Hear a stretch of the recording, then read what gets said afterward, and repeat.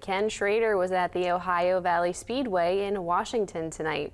Schrader is a professional racing driver and was a driver in NASCAR. He says this was his first time at this track.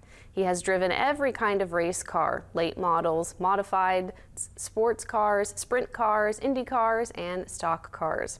His many roles in racing include driver, team owner, author, radio and TV commentator, spotter, and racetrack promoter. He signed autographs, and some lucky race fans were treated to die-cast replicas of cars from his past. He joined in on the Polymer Services Modifieds racing action tonight at the track. Going around the country, we're very fortunate we get to go a lot of different places. We raced up in Canada last weekend, and just meeting race fans all over, because they're just, it's a very special breed of people. They're very enthusiastic about their sport. The event also featured regular racing classes. He has raced in every state except Rhode Island and Hawaii.